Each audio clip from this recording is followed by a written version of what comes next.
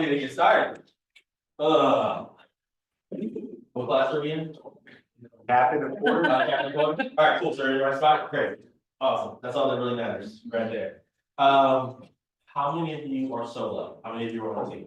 Solo, you're on a team? What team are you on? CCL. CCL, all right, how long are you with CCL? This is the second day. Second day, all right, Second all right, so day, yeah. here's a good thing, you get to sell anyway, There you go. right? I'm so glad you showed up. Right, I'm not gonna put anybody on the spot except for maybe her. The reason I asked that is because literally like 30-40 seconds ago, we were talking about caffeine and some people are like, oh, well, what you can't necessarily catch. And doesn't matter if you can't run. What matters is you can sell as many properties as you can potentially sell. Period. How many people here hate cold calling? Do what? Hate cold calling. Yeah, I know you know. That's why I like you, Yeah. because you do all the stuff that nobody else wants to do. I love it. I love it. Here's the thing with this class. I hear a lot of people say, I don't want to do this, I don't want to do that. Right? I don't want to cold call, I don't want to door knock. So we're gonna open it up a little bit. Right, and I'm gonna share more information probably with some of the slides as well. It's ways for us to go out there. There is some cold calling on here. Not a whole lot. There's some. There's some door knocking on here. If you know me, you know I love the door knock. If you don't like the door knock, it's probably because you need to go to the dentist or something. I'm just being honest, right? Like door knocking is probably one of the easiest ways to go out there and get business. Because you are literally face to face with those people. And we'll talk about that later. I have a whole slide on one property match. And that's one of the ways that we have to record. Alright, so there was a tagline on there, sell 10 homes in 3 months. Essentially, that's capping in a quarter. However, it depends. Maybe you like luxury. You can cap with 2 or 3 deals. Okay, you can cap with 2 to 3 deals. Why? Because the volume is higher. You can do the same stuff to go get 2 or 3 luxury deals. I'm literally working on a deal right now that I was door knocking in a certain neighborhood for 800. The property match. Right, so it doesn't matter where you are, don't be afraid, right? If it's $1 million home, go door knock the $1 million homes if you have access to it. If it's in a gated community and it says like, if you touch my lawn, you're gonna get shot, don't do that. Right? Don't do that. I did it. You did that? I did, but I did not see the sign. Oh. I did not see the sign. I converted it. Like, Okay. it became a. You made it. You I made it. can tell, and when we were at the settlement table, he asked me, he was like, did you see my, no soliciting on my? Or. Oh, they didn't have no soliciting sign? Oh, I never see those. He was like, did you see my sign, on my lawn, I was like, you got a sign? See that? I never saw it. I'll be honest with you, I know this is being recorded. I apologize, Vicky. I've never seen a no soliciting sign. They don't exist. I also feel like they don't apply to me. No soliciting signs, right? When I'm soliciting something, I'm selling something. I don't sell anything. I'm always looking for something. Right? I'm looking for a new client. I'm looking for to share with someone else. So I'm never selling anything at the property. So therefore, I'm not feeling it. Do you like that? I like it. Yeah. Does that hold up? Depends if I have a Probably not. 12 gauge. Yeah, I was about to say. Probably not, but it's okay. All right, so here's what we're gonna do. This is how the capital quarter, you'll hear a little bit of what I personally do. You'll hear a little bit about how our team acts. I'll be 100% honest with you. I use the term R&D all the time, right? Who knows what R&D stands for? Research and development.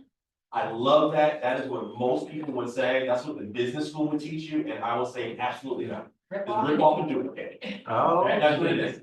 Rip off and duplicate. So this class, how to capital quarter, is something that I ripped off and duplicated from someone who happens to now, I don't know, anywhere between, $1 to $2 million in sales a year. Because we have a team that's in currently 122 different cities. Some are right next to each other, and yet it's 122 different cities. And he also now is the director of coaching, so for KW Next. Right, so it's a great class. He is out of a little place like in the middle of nowhere in Washington. So like Washington is very different than Philly. So we're gonna figure out how to make this work in the city a little bit more. That's where this class came from. By the way, the first time I ever taught this class, You might have been in that class, Really? maybe. It was probably 2019-ish, Okay. and, I had never capped in my life. Okay, I never capped. I wanted to cap.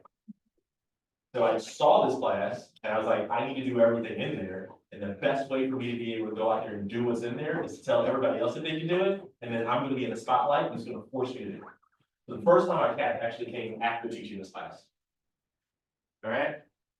Yeah. Made life a lot easier. So the people that's on the screen is the reason I do everything. It's the reason that right now capping in a quarter is extremely important. Yes, I see you looking at me. I will update the photos as soon as I get permission from my wife to put the little person's face out there. The photos will be updated, all right? I don't know why we're hiding stuff. That's her, not me. But here's what I will say, is that, purpose is also extremely important. If your goal is to cap and that's your purpose, you are likely going to have a hard time capping. You're likely going to have a hard time selling. What's important is understanding what's your big why. Okay? And it can be different for everyone. For me, it's family. I'm not a realtor first, I'm a husband and a father first, right? I am here, I'm in the role to be able to take care of people, provide for people, all of that. Okay, so, born and raised in Philly, blah, blah, blah, 9 years in real estate, that's 10 now. National real estate instructor and trainer, expansion lead coalition properties group. And yeah, we're all over, we're in all these different places in California now. Enough about this people and them, doesn't matter. Here's what matters. We're in this class, how to cap in the corner. What does capping look like for you? What does capping look like for you? Big numbers? Yeah. I actually don't even know. What is it? Well, I don't know what the new, with the merge. Yeah. I had a different agreement with Andrew, so I don't even know, what is it, 21, 18, 21? I don't even know what it is. That's why I say, what does it look like for you? Here's the thing. What do you need to cap? You don't have to answer necessarily out loud if you feel like, I got something special on the side, it's fine. But think about what is capping for you? And what does it do for you? Makes you feel good. Makes you, why does it make you feel You good? get 100%, baby. Yeah. You look back at Yeah. that, you say, Yeah. "Oh, All me. I love you guys, it's all coming to me. How many people actually go in command and they look where they are before their transactions? close? Always. I'm like, get it. And you see that, you're like, 97% to capping, oh, one more deal, good. Mhm. Matter of fact, I don't even need that whole deal, Right. like a small percentage of that. You ever try to work out the numbers All the time. Mhm. all the time? Feels good, right, when you cap. Mhm. I got a deal that just closed yesterday, yeah, yesterday, and then, that capped me on royalty, I'm right there on the full cap. And I'm like, great, the next deal, I'm gonna have probably 90%. And the deals after that, 100%, I love it, makes you feel good. Here's why I asked that, because one of the most important things is for you to always understand what are your main goals, Yes. right? We say begin with the end in mind. As a matter of fact, it comes directly from Stephen Covey. And it is 7 Habits of Highly Effective People. Begin with the end in mind. Understand what it is that you are looking to accomplish at all times. Now, that's not just in saying, I'm going to cap. Understanding how many transactions that is for you to cap. Like I said, if you are a luxury realtor, it may be different than someone who is doing an average price point of 200 homes, $200,000 homes, right? If your average is 750, well, you're probably getting there in 4 or 5 homes. If your average is 200, well, you're probably getting there in 10 to 15 homes. Right? So what does it look like for you? What do I get to do in order to cap? Here's how you get there. You build your plan. Any of you ever done business planning with me? You've done business planning with me? You're lying. You've done business planning with me, right? Here's what happens. When you do business planning with me, we literally figure out what would you like for your lifestyle to look like within the next 5, 10, 15, 20 years down the line. Okay, why is that important? Because not only are you looking to cap, what you're looking to do is get closer to your actual goal. Capping for you might be great, may not be enough. You may say capping in a quarter isn't enough for me. Right, capping in a quarter, approximately 3 million. That means that now I'm on track for 12 million. And yet the goals that I have, which are to retire in X number of years, I need to do closer to 15 or 20 million. Okay, so you begin with the end in mind, you understand what your end goal looks like, and then you build a plan. Right, there's a book called The One Thing, and that book, page 154, first paragraph, page 154, it talks about a study that was done in 2017. We're going backwards planning. This is backwards planning, understanding where it is that you're looking to go, and then working backwards from there to figure out what do I get to do today. That same book, page 151, or 150, 151, it walks you through the steps. Right, the one thing. That's the white book, or if you take the cover off, it's all black with the domino white. It's really good. I tell everybody to get that book. Alright, so you begin with the end in mind. What is it gonna take, and then goal setting to the now is what I'm talking about there. Here's what Gary said, the power behind having big goals is really about the power of acquiring big habits. Did I tell you that in order for you to calculate order, it's going to take big habits. Things that you are going to do consistently every single day. Anybody ever heard success is boring? Never heard that before? Yeah? Where'd you hear that? Heard from your mentor. Mentor fairly successful. Yeah. Does anybody know what that means, success is boring? Is it the repetition? Success takes you doing the same thing over and over and over again. It's literally boring. The process of becoming successful is boring as do. You're like, I don't want to do that no more. I've done that the last 5 days. Did it work the last 5 days? Yes, and keep doing it. So oftentimes as realtors, we get to the point where we're like, I don't want to do this anymore. I'm tired of doing this. Or I don't see the results right away. That's fine. Do you see that things are getting slightly better and working towards results? If yes, keep going. If no, what are you doing wrong? Find the right plan, do it consistently, it'll be fine. That's the largest part about capping in a quarter. Honestly, if you want me, go home right now. I don't have to give you the extra tips and tricks. Except you're looking at me like, give us the tips and tricks. Okay, that's fine. I'll give you the tips and tricks. Here's the thing, you create a schedule and you stick to it. Okay? You have your, I put up here goals, and yet, there's a guy by the name of Ed Milet. He has a book called The Power of One Word. In that book, he says that your standard is more important than your goals, because your goal is a byproduct of your standard.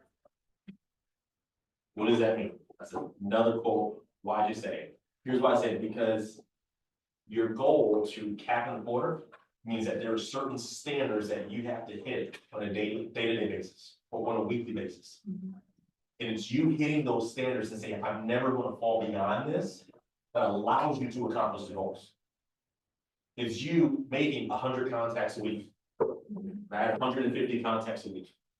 It's you door knocking on 400 homes a day, right? It's you hosting 3 to 4 open houses every single weekend in order to communicate with a certain number of people consistently and hitting those standards. It's you saying to yourself, I'm going to have 300 conversations this week. And then realizing that it is 10:58 p.m. on the 31st, and you're 33 people short, and figuring out how am I going to get to 33 people before midnight. Because that's your standard, right? There's anybody know who John Maxwell is? Hmm? He just happens to be probably, I don't know, like the greatest coach ever, right? A lot of us look at Gary Keller and say, oh, Gary Keller's great. Well, Gary Keller's coach is John Maxwell. And here's one of the things that John Maxwell said in his book, Fail Forward. If you're going to have goals and you're going to have a schedule, no matter the day you stick to it. If your goal is to lead generate every single day, or part of your schedule is to lead generate every single day, then it doesn't matter if it's Christmas, you still lead generate. Doesn't matter if it is any other holiday, you still lead generate. Now, you may not do it as large or as grand as you would do the other days. The thing is, you're building a habit, and the moment you go to take time away from your habit, you break your habit. And it's a lot easier to break your habit than it is to sit and build it. Right? How many days does it take to create a habit? 7. Is it 7? Wait, 20, 30, 60, Wait, is it 20? 66? 6. Yeah. So here's the fun part about that. All of these numbers, for the most part, could be correct, except for 7.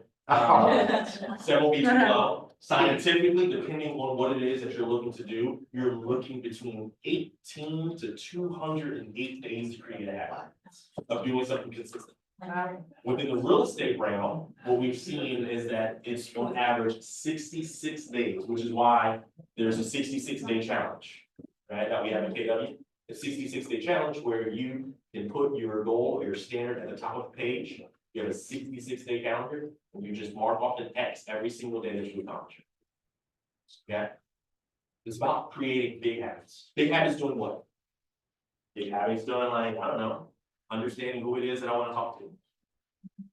Right? Anybody know what an avatar is? When I talk about an avatar in real estate, you know what that is? Yeah, ideal person to work with. Your ideal client. Yeah, your ideal client. Buyer or seller. I'm so glad you said that. Right?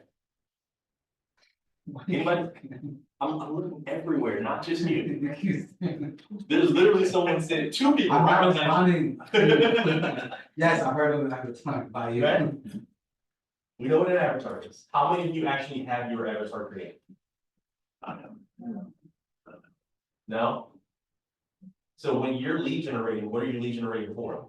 I'm listening to what their needs are and then going back and forth based on, like, I have serious questions, but like I let them kind of drive the conversation and I'm extracting info. So you're having a number of conversations every day that can be vastly different from the conversation you had before that. Correct. Yeah, especially if you cold call, is that what Yeah. you cold call? Yeah. Yeah. Even if you're cold calling. I mean, you can put a price point in there, but if the price point is just like, vague, Yeah. you're talking about just about anybody. Y'all know y'all are getting like super excited to go back to the last slide. Did it go? It did, yes. Alright, so look at this. I said create a schedule. Monday, FISBO. Tuesday, expire. Wednesday, follow up. Thursday, sphere of influence. Friday, open day. By the way, open day means anything that I didn't accomplish Monday through Thursday, I do on Friday. Okay, and then Saturday, I put open houses. Sundays are awful. Yeah. Well, for me, Saturday after 3 o'clock is off until off until Monday at 11. Right? Think about this. When you have an avatar, you know what you're looking for. You can put into a box the conversations that you're going to have, which means that now you're also going to be more prepared to have those conversations. If I'm only doing FISBOs on Monday, how easy is it for me to be prepared for the conversation? The number of objections, right? If you know me, you know I hate the term handling objections. We're not handling objections, we're literally just coming up with solutions to problems. People are telling you, I don't fully know or understand this, I need your help. Right? That's what an objection really is. It's because they're not fully educated on that topic. Right? The number of objections that you might get from FISBOs is limited. The objections you get from expireds is limited. If I'm calling FISBOs and expireds and calling through my sphere of influence, the conversations that I have to mentally prepare for that day is massive. It's the same thing when I'm lead generating. If I'm lead generating for a specific type of buyer or a specific type of seller, the conversations that I get to have with them now are limited. It's easier for me to go in there and game plan for them. Right? If you know me, you know that a large portion of my business came from understanding who my avatar was. Right? When I got started in the Philadelphia area, because I was in Texas before, my avatar was people who love sports, who also like good food, who were about my age range, we're gonna say millennial-ish. Apparently I'm a geriatric millennial. Whatever that is. That's what it's considered. That's geriatric millennial, they're older millennials. Before the internet, before the internet. Hold on, we're gonna come back. I also like beer, right? Breweries. So I want to talk to people and I want to work with people who like those same things. And let's think about this. That means I go to the sports bar. There's also a price point. There's a certain quality of person that I would like to work with, a certain level. So I'm not just gonna go to Sid Booker's or anything like that. I'm not going to Clock Bar, right? Because I'm not gonna find the buyers and sellers that I want to there. Right. So what I did was I went to Urban Village because I knew that they were connected to a location and next to the Piazza where the rent at the time was $21.50. Yeah. And we're talking 2018, 2019. Well, if they're paying $2,150 to rent over there, They can buy. you could get $350,000 home at the time for $1,500 a month, mortgage wise. Yeah. Take me back. Right? Yeah. That was the perfect place for me to go. So true. I understood my avatar.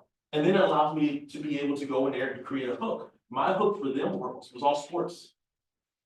And I would literally lead in with them building relationships at the time around sports. My value proposition was helping them save money. Hey, what if you get a couple more beers here? Right? How often do you come down here? Hey, it's expensive buying these wings, you know, shit, $18 for wings, minimum $4 for beer. That's like a really tiny one, you know what's up there with, yes, it's a microbrewery. Right? Okay, so what if I help with that? What if that stuff didn't matter? What if you can spend as much as you would like to spend, whatever you like to do? What value was I able to provide for them? You can provide different levels of value for people. I don't have time to buy, I don't have time to sell. What if I was able to make this time efficient for you? And then you provide that value. And you do what works for you. We're gonna see how well this analogy flies over in this particular room. Does anybody in this room play golf? A couple people. Has anyone ever watched golf? Yeah. Alright. Does anybody understand that there are certain things in the sport of golf you do not want to do? Like, I don't know, go into the water or into the bunker, Yes. right? Okay, great. So you may understand this part. So there's a father and son that play golf. And while they're playing golf, they're on a course that has what we call a dog leg. Right, so it goes straight and then it just turns the other way. A normal person hits the ball straight, they land on the short grass because it's easier to hit, right? And then they hit it again, further down on short grass, right? They make a little left-hand turn, and they hit it again up onto the green, and they hit it again into the cup. Right? You do that in 4 to 5 turns, you feel good. That's what the son does when he's playing. The dad, on the other hand, takes a different approach. The dad realizes, hey, it's actually not that hard for me to go up over the trees and go over the angle. There's a bunker over there, there's a lot of sand over there, but I'm closer to where I want to be if I take this approach. And that's what the dad does. I say that because most people think about lead generating as in, I have to go cold call, I have to call expires, I have to call physicals. And I'm gonna say, you have to, or you get to do whatever the heck it is that's best for you. For me, it was eating wings and drinking beer at a sports bar. That's what was best for me. And that's what worked for me. And unfortunately, I had to spend a little bit of money, you know, to go buy a beer 3 or 4 days a week. Unfortunately, I had to sit in the same spot and watch football for 3 or 4 days a week. Must have been really tough. It was the hardest time. Like, why would I wanna go have 1 or 2 beers and watch football? Great, who would do that? That's what I enjoy doing. Here's the thing, when you do what you enjoy doing and you get to make money from it, you feel a lot better. Okay? We're not gonna take the time, I'm right to you, we're not gonna take the time to develop your avatar, and yet what you get to do now when you leave here is figure out who is your avatar. And I mean, act like you were creating a dating profile and you're literally building the best person for you and get as much detail as you possibly can. How old are they? What kind of job do they have? What are their interests? What are their hobbies? How long have they been in the city? Do they live in the city? Maybe you're a relocation person and you really want to go up to reloads. Awesome. Where are they currently living? What are the top 5 counties that I can reach out to, or realtors that I can reach out to in those counties where people are moving here? By the way, you're looking at like LA, you're looking at Cooks County, right? You're looking at, what's the name, Harris County, which is, Houston, Texas area. Like, these are places you can reach out to other realtors because they have a large number of people moving to it. You create your avatar. And then you come up with your value proposition that what is it that I get to do specially for these people? What is it that will make them decide to work with?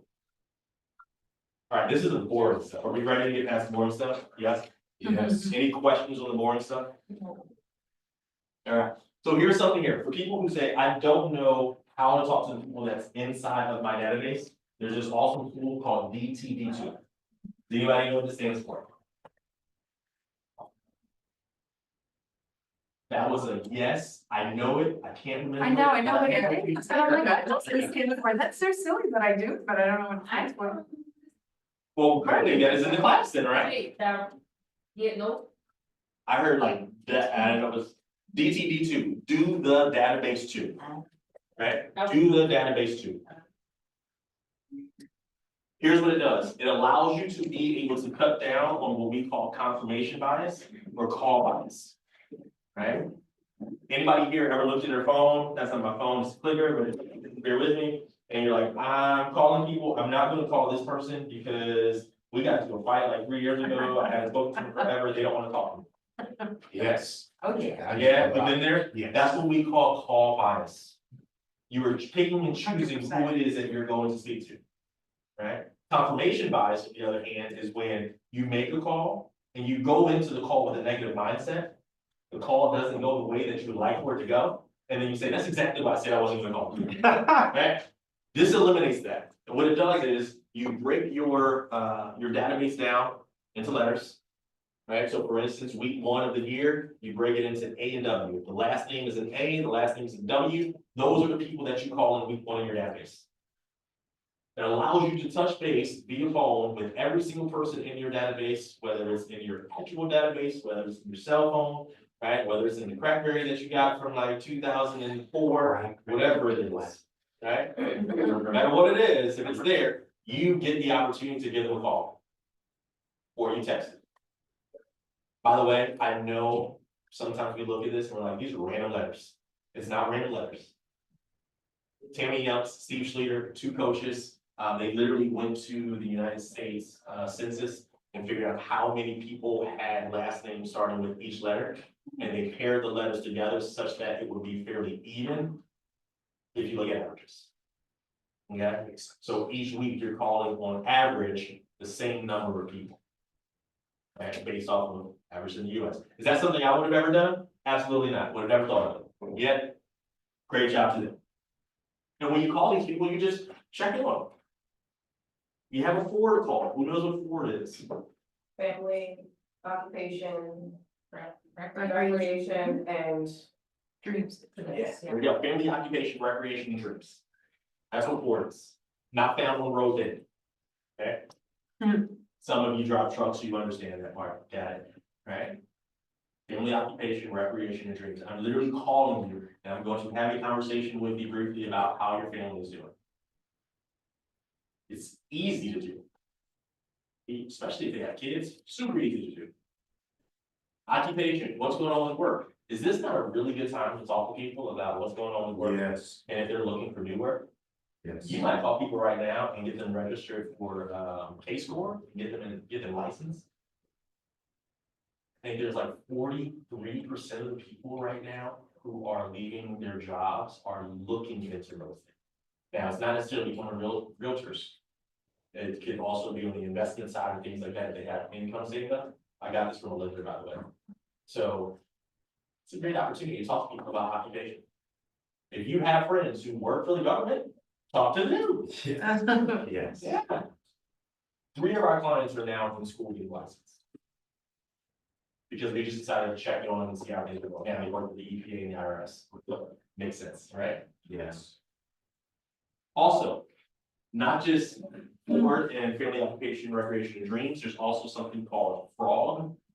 Frog is something that you do more so with businesses, right? So you still talk to family, the worst best for small businesses. Talk to them about their family, what's going on, how they came into that business, things like that. Or in that case is referrals, and not referrals for them to send to you is, hey, you have this awesome business where you made merchandise for people. What kind of clientele would you like to have? What kind of referrals can I send to you? Right, that's what we're looking for there. All right. O is more organization. We're getting to know them in their business. All right, and then G is their goals. What kind of growth are they looking to potentially have in the coming years? Things of that nature. Does that make sense? Yes. All right, so for some of us, yes. I have a question about that. Absolutely. It's hard to do that now. So I connected someone that wanted to sell their, put their house on Airbnb to someone that has started her Airbnb empire. So from there, I remember she contacted me, she said she's looking to, get her first property in, Virgin Liberties, and I'm like, oh, I'm the perfect person. So when the opportunity arrived, I connected them to, but. I just like this, for me, it's the preferred, realtor, that's it, connecting them, but I don't know. You stay in contact with them? Of course, Okay. yeah, Yeah, that's That's that's it? perfect. that's good. Yeah, you Okay. stay in communication with them.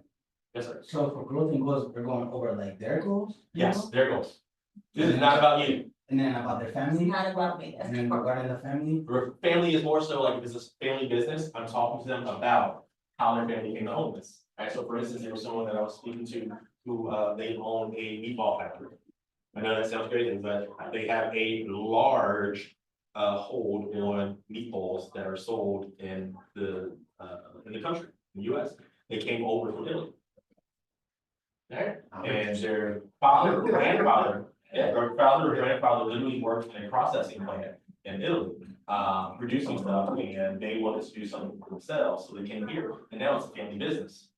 They own a multi-million-dollar home in the Mulligan Hill area. Okay, so like getting to know them, why they came over here, where the business ideas came from, what are their growth, what are their goals? His goal is to get out of the business and, the children are taking over stuff. What are their goals? And the more you get to know them, the more they open up to you, the easier it is for y'all to be able to have those conversations, right? I think we had that conversation before. So oftentimes, we go to people and we say, hey, let me help you buy or sell property. And we talk to them about all the stuff that we can do, and we don't allow them to open up to us and learn more about them. Right? Phil Jones says you should never give advice to someone unless you can say, because you said it. Okay, so unless you can go to somebody and say, hey, because you said this, here's what I think you should do. If you can't say because you said it means that we haven't had the best conversation with them, we haven't learned enough about them, and we're not able to actually give advice, we're just telling them to do something. That may not work. Yes, sir. To that point, I just want to say that is so true, because I was dealing with a large institutional organization, and I left them with, hey, is there anything that I could provide you guys that would be of interest? And they told me, and then I did it, and now we're like engaged over talking about a particular parcel. And it was precisely, I literally took those words, used them on the Zoom call, and then reiterated once I found the parcel that they had described, and it's undeniable now, so they cannot say, no, we don't want to have a follow-up meeting. Now it's like, you found exactly what it was that we wanted. Yeah, I know we had that conversation like 3 or 4 days before your appointments, you had multiple appointments since then, and we're like, hey, look at this, is working. Yeah. Here's the thing, I'm never gonna really tell you what I think. I do my best to not say the words I think. I'm usually gonna lead into, this is what this person said. I don't think very well, I have ADHD, I don't pay attention to a whole lot of stuff. I do know how to listen to other people who happens to be successful, right? So it's nothing about Jerry, it's like, hey, have you heard what this person said or did? And then just rip off and duplicate that, that's it. Alright, so any questions on DCD2? No? Alright, how about this one? You like this? Visit one FISBO or expired every single day. We like that? In person. In person, visit, not call, visit. Oh, Go to their house. Go to the property. Every single day. We're looking at Captain Porter, most of us that are probably in this room right now, we may have okay businesses, we may not have the businesses that we're looking to have, which means we probably have a lot of time on our hands. Go show up for someone, go do something differently. There's a lot of other people that's potentially calling. What does it look like when you show up to their door with something, when you get to come from a contribution? When you get to offer your services to somebody? Whether it's through paperwork. Hey, I noticed you were selling your home, I just want to make sure that you have all the proper paperwork in place. Do you happen to have a copy of the agreement of sale if somebody was interested in buying your home? I'd love to give you a copy of this. Show up the very next day. Hey, I didn't have this with me when I came to your house yesterday, but here's a copy of the seller's property disclosure. It's very important to ensure that you are providing all the information to the buyer, so they don't try to sue them. All right? Then you show up the next day, and it's, hey, I know I gave you the seller's property disclosure and, the agreement of sale. I was looking, I realized that your house was actually built before, 1978, Not so the last. here's a copy. Here's a copy that I just finished showing, and then I'm gonna go back the next day, and you're like, what are you giving them now? Now, I'm gonna go back the next day, and I'm gonna share this information on title and how to take care of, you know, any potential fines and things like that. But I'm not gonna go with like a good, quick one pager. I'm gonna print off the longest description that I can potentially find and give this to them, and hey, here are all the step-by-steps on how to create your accounts and all that stuff. Do you think they really wanna deal with all of that? Absolutely not. Not one of those times that I visited their home, by the way, that I actually asked for the business. I came from contribution. Now, that's a slightly longer way to play it out, but let me ask you, if you go to someone and come from contribution 3-4 days, and you provide them with not only information, you also provide them with the mindset that, holy crap, this is a lot. You think they're going to ask you if you're willing to assist them? 100%. Absolutely. That is a nice approach. Great approach. By the way, that's not me. I stole that from Vicky Carey. Of course. Yep, that was a Vicky thing. I'd be afraid not to say yes to her day one. Like, whatever you Right, want it's a to Vicky thing. Same thing with expires. Show up to expires. Now, there's gonna be, one where I talk about, It's a big fish. it is a big fish. By the way, this is a guy who taught me how to fly fish. His name is Howard Dedelli. He lives in Austin, Texas. Great guy. But here's what happens with expires. I get to show up with an unsolicited CMA. I get to show up ready to provide information to someone. Right? Now, here's the next one. Property matching. There's a couple different ways you can do property matching. It's my favorite way to go, by the way. One, you got the Frank method, and we know the Frank method is. You've all heard Frank talk about this. This is literally finding properties that are available for sale, likely for investors, running the numbers, and then sending a text message out to someone Oh, and saying, hey, I know I got this property at 123 Main Street. Yeah. This is what they're asking. This is probably with a cap rate fee. This is how much money you Cash on make. cash, Right, it's your cash on cash return. yeah. Let me know what you think about this. I'm only sending it to you. Alright, you got about an hour before I send it to Lewis. Right? Now, you have investors that you work with and their goal is to make money. Here you go.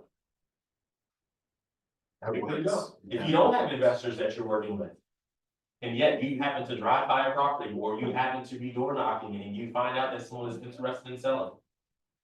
Maybe because you were talking to the mail person. Quick time out. How many of you actually talk to the mail people? I have, Great job. I love it. they know everything. They know They everything. know everything. I was door knocking 2 weekends So ago, crazy. and they gave me 4 or 5 addresses to go to. And I was like, all right, That's great. we're gonna put a pin right here. This is the house that I'm gonna take a quick break at, and I'm gonna go talk to the lady who lives here, the people over there. People over there. The mail people know everything. They get all the news. Don't talk to them. They're like, they haven't paid their taxes, They know it all. IRS notices and everything, what, for real? Like, they know They tell you everything, everything. you don't even And they give you realize, addresses and names, like, it's so crazy. the work is done. If you can go convert. Okay, all right, time back. Okay, so you can go out and door knocking, you hear something, right? I was door knocking in one area and I realized, goodness, I love these houses, my client would love these houses. If people were actually living in these houses, it would be even better. What do I mean by that? I realized that more than 50% of the homes in that particular development that I was actually door knocking in were owned by investors who don't live here. How did I learn that? Well, from talking to the tenants. Seeing that one of the properties had just been sold, which I knew because I was attempting to get under contract with the buyer. Someone else got it under contract. They still wanted to be in a development, which is what caused me to go property matching, door knock with their pre-approval in their previous contract. If you have listings, what can you do? You can also go property match. Not with your contracts, but if you have a listing that went under contract, what do? You take all the other offers that you received and you door knock. Then you say, hey, my name is Jerry Wells, I'm with Kennedy Power Coalition Properties Group, and we just had 123 Main Street over here under contract. Be honest with you, we had like 6 offers and we can only accept one of them. So I was just wondering if you thought about selling your home, or if you know anybody else over here that might be thinking about selling. We literally have 5 other people that are ready to buy. That gets your attention. It's an easy one. I literally have a contract in my hand for your neighbor's house, which probably looks just like your house. Let's do it. All right, by the way, the Frank method is great. Alvin and Doe is also great, so if you've never fly fished and you want to learn, go to Austin, Texas and look up Alvin Doe. He's probably hanging out at the Yeti store in First and Commerce, should say. Send unsolicited CMAs, make people think. When I send an unsolicited CMA, I'm not telling them how much their home is worth 100%. What I am going to do is I'm going to give them an idea of how much money they could potentially walk away with. I'm going to give them market stats. And I'm going to ask in big bold letters on this paper, what would you do with an extra $150,000? Literally, that's what I'm putting in, big bold letters. Everything else is going to be in like normal 12-point font. At the bottom right in the middle of the page, what would you do with $150,000? Now, this takes research, right? You gotta do work. This takes research. You can go figure out what properties are expired, what properties are now FISBOs. How much are they valued? When did they buy? What does potential mortgage look like? You can get almost all this information on public records. What are the comps in the area? Right? You send that over. You really want to go well, you send it over with a personal cover letter. A personal cover letter is just letting them know how you would be able to assist them. Right? Can you tie that into a listing, a sold property, like something that you personally done and then just bomb that local couple of blocks? Go farm it? Yeah, Absolutely. And that goes back to, the door knocking using pre-approvals and things like that. gotcha. You can send the CMAs, you can do it just sold and put this information on there. If you know approximately how much your client may make on there, that's great. Let me ask you, how many people here would love to sell in Fishtown, Irbytown, Little Rivers? Would love to sell. Yeah, love to sell, love to get listings out there. If somebody came to you and said, hey, I have a great idea to help you and people that would buy your house save money, do you think they'd be interested in listening? I can help you make money and help the other person save money. And it doesn't cost you anything. How do we do that? We look up properties maybe that have special tax rates, tax abatements. Hey, I noticed that you still have 5 years remaining on your taxes, right? That could be approximately $5,000 to $6,000 a year. Over the next 5 years, we're looking about $30,000. We can use that as bait to help people buy your home. Would you buy a house if you needed to save $30,000 over the next 5, 6 years? Yes. Me too. It's a great way to go. How many of you are sending unsolicited CMAs? Literally just sending them people. I don't care if that house is for sale or not. Well, I do. You don't want the house to be for sale. You want it all. Okay. This is to help you get business. Put in people's mind how much money they could walk away with. If I came to every single person in this room and I said, hey, I'd love to talk to you, like, how would you feel if I can give you $150,000 in the next month? What would you do with it? Not only going to sell your home, what would you do with $150,000 in the next month? Would you start thinking about what you would do with that money? Yes. Where would you go? What would you buy? Yeah, I'm just putting the thought in their mind. And then I get to go back and door knock and say, hey, yeah. Nice to meet you. My name is Jerry. I was wondering if you got the package that I sent you the other day. Have a conversation. Put your menu of services in there. When I say menu of services, what is it that you offer? All right, so for us, what we do is we have a 3%, a 4%, and a 5% listing package. You pay based off of the services that you have, or that we provide you. Right? And I put that in, they get to look at it. I'm not telling them that they have to pay me 5%. But if you'd like to pay me 5%, just circle here, that's the package that you want. Some people choose it, some people don't. Do you, but wouldn't you wanna have the conversation first? Not necessarily. You just put your menu out there before they even Out there. know you? Yeah. Because they're getting to know me through my cover letter, my value proposition. You stop at 5%? Huh? But so, oh, let me explain. 5% is what goes to the listing side. That 3, 4, 5 is the listing side. That has nothing to do with how much gets paid to the buyer. Yeah. We'll talk about that part. Actually, if you look at the menu of services, it has 3%, 4%, 5%. Under the 4%, at the very bottom, it says most popular package, right? And then it has a line that says buyer compensation, and you can write in as a seller what your buyer compensation is. So if you want to get 2.5%, you want to do 3%, that's fine. Has nothing to do with me, this is up to you, so what you're choosing to pay. I care more about what you're choosing to pay me first. Yes. So like we were talking about Northern Liberties, Fishtown, all this, I mean, those areas are so highly sought after, marketed to, like, again, coming in there with your numbers without them knowing you, don't you feel like kind of they could play your numbers off of another realtor that they already know? I'm not worried about it because not everybody's providing the services that we do. Not everybody is gonna say, hey, for 5% to list your home, I'm gonna go in there and renovate your home with my money. That's true. That's true. Right, so the services that you That's offer true. to someone is matter, and that's why we provide a list of services, so they can see the quality of the work that we're doing. Okay. Okay, there you go. Open houses. You wanna go win with open houses. Anybody know Bill Carricker? He, technically, he's still KW, he left Philadelphia and went to Tampa now. Bill, yeah, he's in Tampa. Yeah, he's not even in the area. Bill did $8 million his first year in real estate. You know how he did it?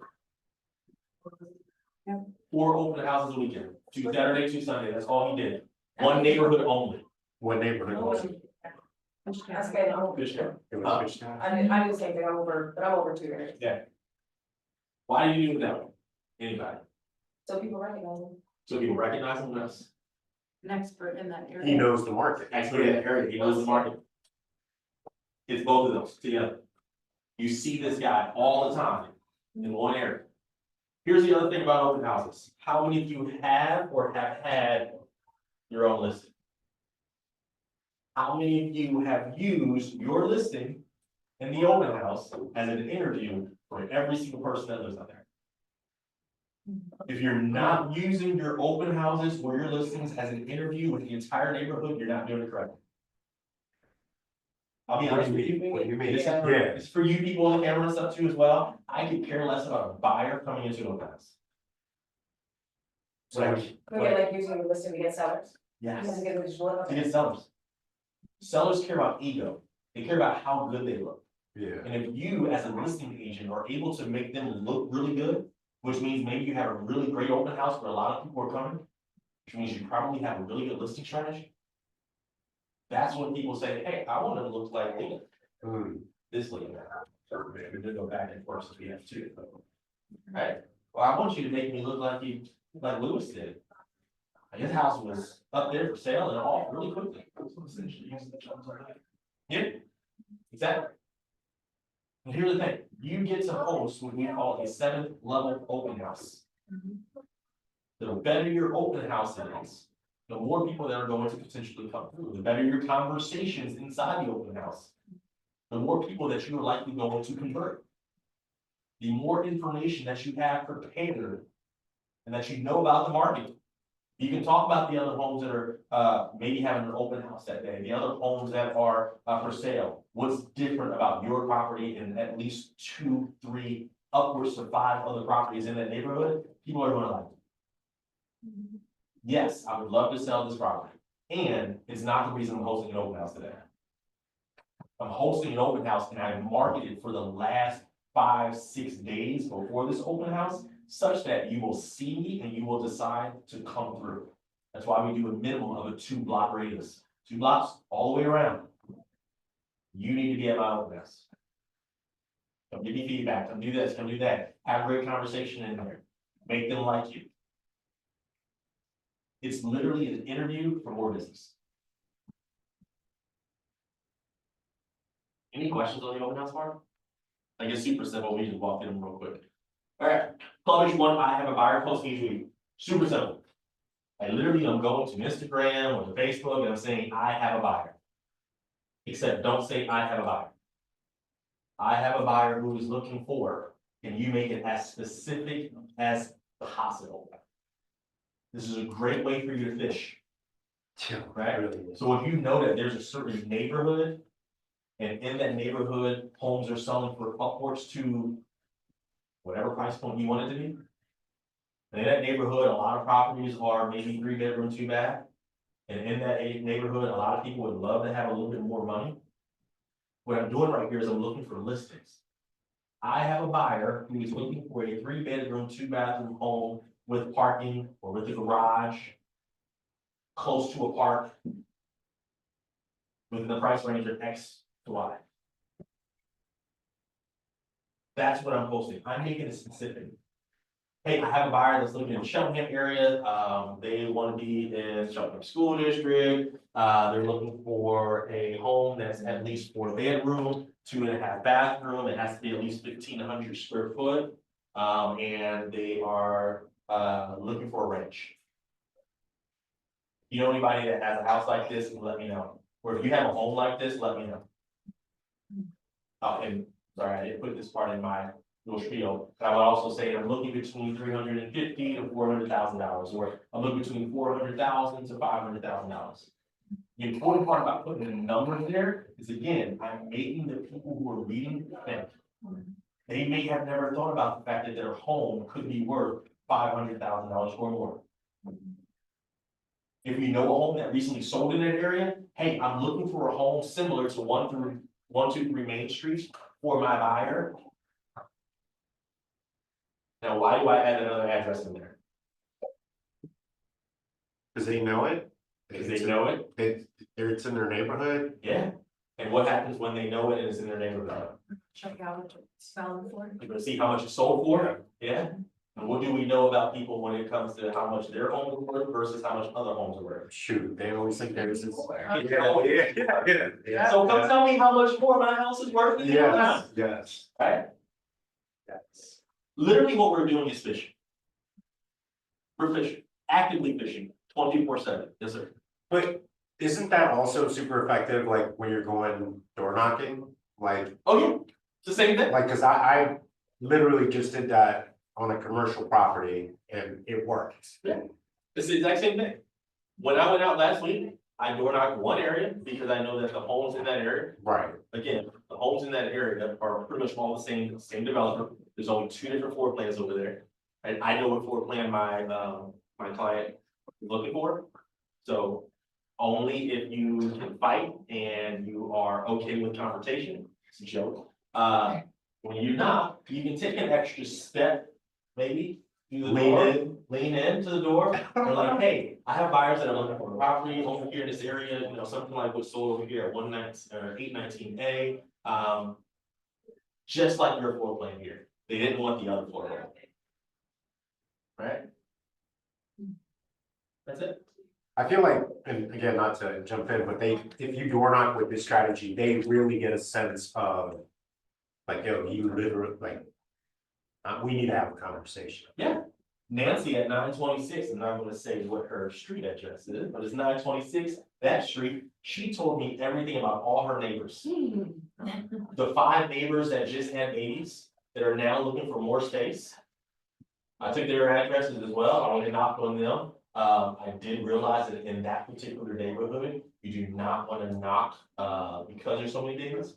You don't knock over there, between the hours of like 12 and 2, because most of them are in that time, right? So between 10 and 11 is great, or after 2 p.m. is a great time for me to knock in that development.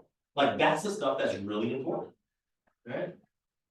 And I get to go back the next week and I say, hey, I was talking to Nancy. She told me that you had just had a baby and you were actually thinking about moving to upgrade and get a little bit more space. I have a client that's looking for a home just like yours. They're already pre-approved for upwards to whatever the case is. And oh, by the way, this is actually the floor plan that you're looking for. Right, I'm fishing for it. Anyone ever heard of the promise script?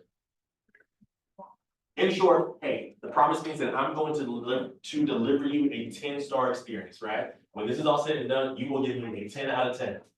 And when I do, I'm just gonna ask that you be willing to provide me a referral.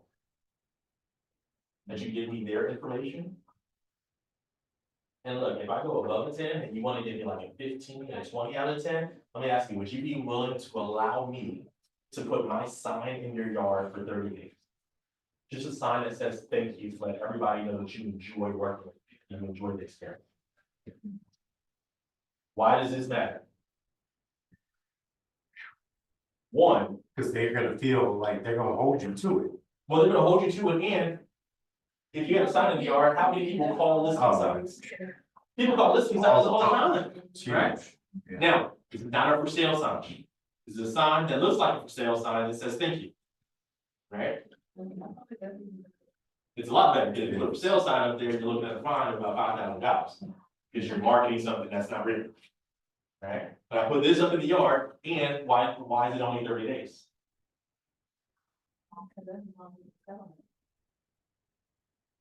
After we buy that property and we close, I put it up there for 30 days. And now it looks like I just listed a home and it came down within 30 days. I moved that house very quickly. But you get calls on it. Hey, I was coming on 123 Main Street. Hey, yeah, this is Jerry. Real quick, just in case you mind if I get your name? Awesome. Got your name. Is that the best number for you? Awesome. Hey, well, what were you calling about? Oh, you're looking to buy that property? Hey, you know what, Louis? Let me tell you, I actually just finished purchasing that home with the clients that live here now. And they love working with me so much that they wanted to share my information with every single person that walked by. I'd love to give you the same experience that I gave them. Would you be available for us to meet on Monday at 1 or Tuesday at 3 o'clock together? That's it. They love working with me so much that they wanted to share my information with everybody. If you start off with the promise script, you tell them this here in your consultation. If you're not hosting consultation, guess what? You're gonna be in trouble with me. Probably not, but like I say, it's super simple. And this is all it is. It's a sign in the yard, closing, 15 to 30 days. It's not for sale sign. It's free marketing. It's almost like, you know, It's all that, we can do that in the city. it's just like when it comes to inside. Like a banner. Or what I was gonna say, you ever sell like the roofers and stuff, they put little things in the yard? Yeah, I'm putting it up to where people think the house is for sale. It's not marketing a home for sale because it does not say for sale. That is the difference. It's essentially a billboard that they are putting on their home. So does it just like have your face and the name and everything, or? So it literally, for mine, my for sale signs don't say for sale. I have riders that say for sale. So it has the KW information, it has my logo, it has the phone number and all that stuff on it, and then I put a for sale rider at the bottom. And then I take that off and I put a coming soon rider at the bottom, or I put a thank you rider at the bottom, right, or a forward rider at the bottom. So that's how I get away with it. It's a banner. It's not a banner, a billboard, right? Customer experience for this one is key. If you are not providing a high level of customer experience, they're not going to say yes to doing this. They're not going to say yes to giving you a review. They're not going to say yes to giving you a referral. Your ability to interact with people at a high level, come from contribution at a high level, respect them at a high level, is what's going to allow them to say, hey, I have more people for you. I'm going to tell the whole world about you. Or at least everybody that decides to walk up this block. Is there? Do you think that I could also, like, just because my asset class is a little different, like, have them do social media, like, ask them to send out social media, would that be equally as effective? I don't, so for your particular clientele, I don't know if social media would necessarily be what it is. I think that might be more of the letter, right? Maybe you have something that's written up, that they sign off on. Gotcha. And And then you send that out to all the Gotcha. people that are similar. okay, Okay. He does a lot of commercial, more commercial, right? Here's the last thing, and then we're out of here. FISBO deals, who knows what a FISBO deal is? For saying. All right, what's a FISBO deal?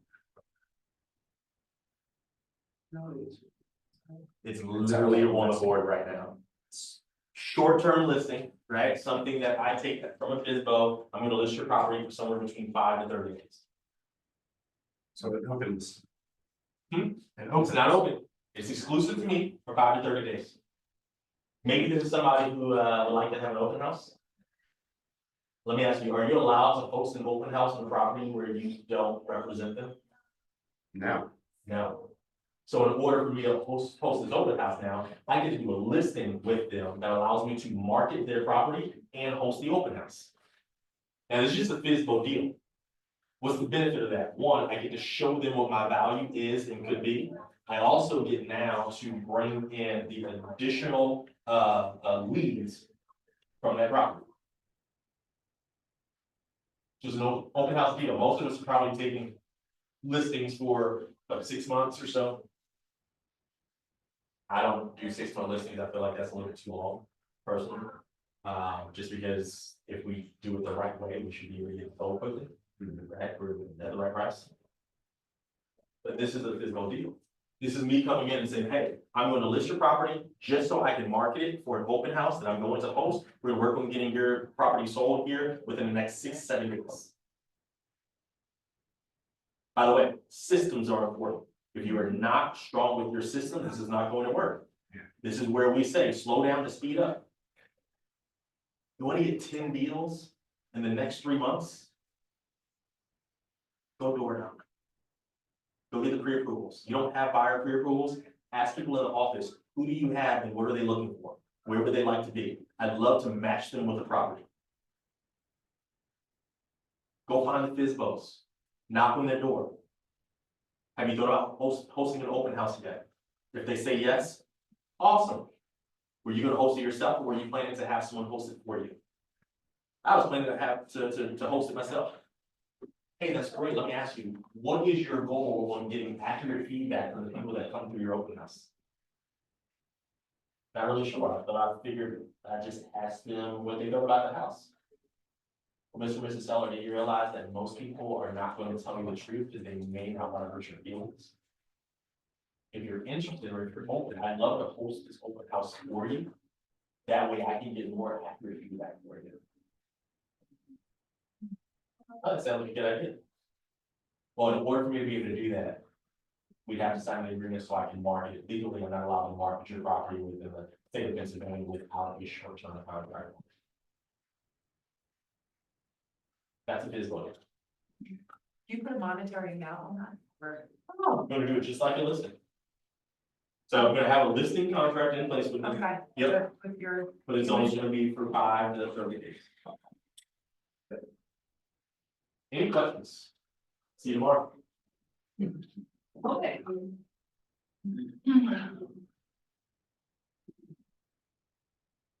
All right, I'm good. Any questions, any ahas, anything you took away? Did I do a really bad job? I did, that's cool. I like the follow-ups on all those initiatives too, and the database.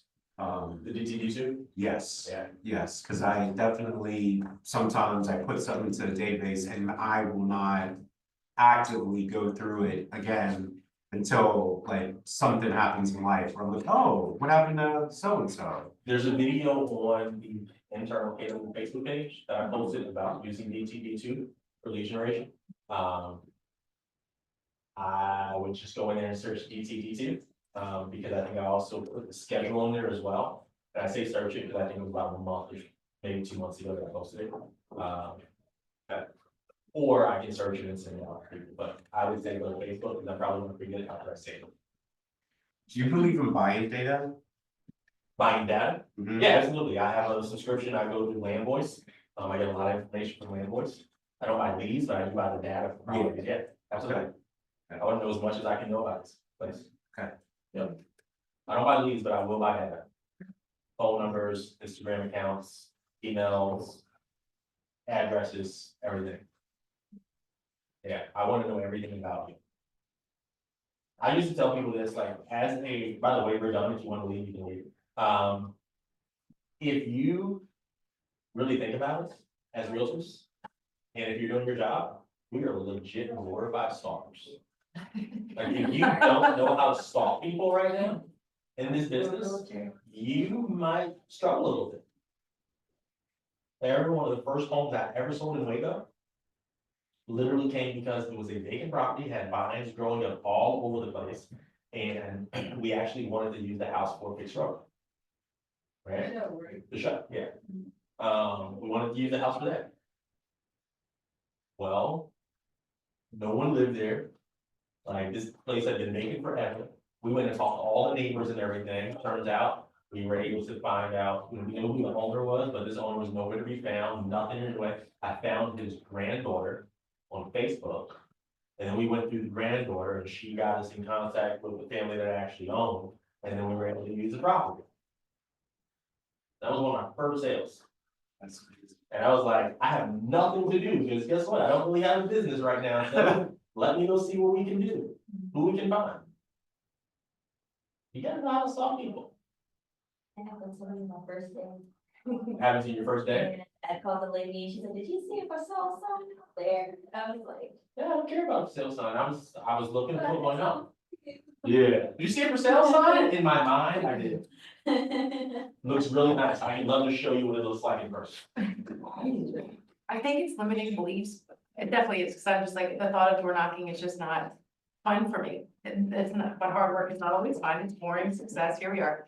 But since COVID, have you come across, is it like more difficult? And I just feel like people are more skeptical, like, but I have also never tried it, so maybe that is. No. So here's what I will tell you.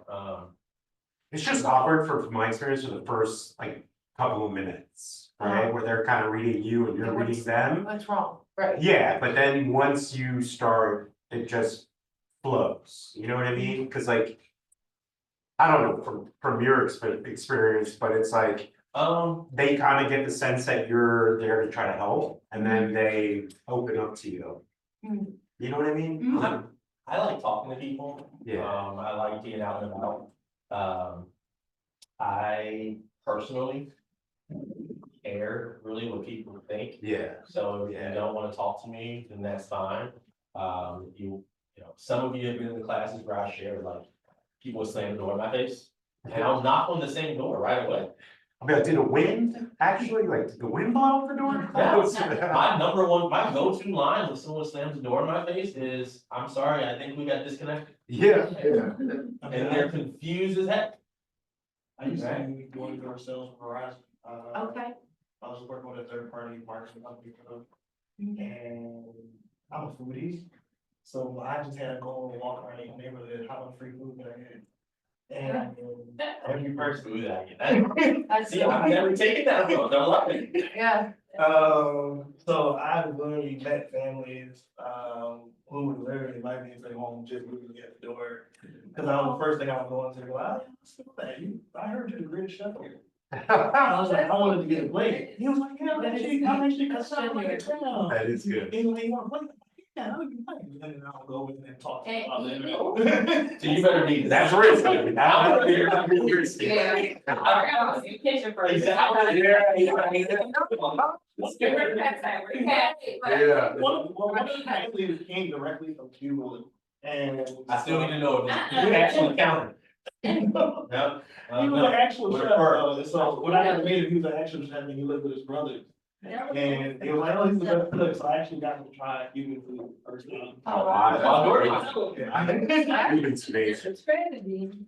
Look, here's the. COVID, I haven't much that. Those do not solicit sign that I stepped over was actually during COVID.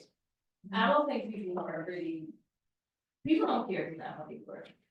Just take a step back, so you're not like right directly in there. Yeah. And then, be a person who's like, you already had a personality for it. Yeah, some I need to just get over myself. I'm like, it's gonna be so awkward, but I just need to do it. In a sales class, what they'll do is they'll actually teach you to approach the door, to knock, and then once you knock, you take a step back and you turn slightly so they can't see you fully. Yeah, It causes them to actually be more, like interested in seeing who's there. So it's a higher probability that they're actually open the door. This is psychology. Oh, really? Yeah, Wow. because they can't fully see it, so they can't say, I don't wanna talk to that person, or I do wanna talk to that person, because they don't know exactly who that person is. And then we can turn around and just. Start the show. Right. That's interesting. I mean, I say that too. And I mean, there's so many different ways that you can approach it based off of the person that's coming in. Right? I was in the food and beverage industry, so, with bartending and serving, one of the things that was big was understanding kind of the person's mood when they walked in.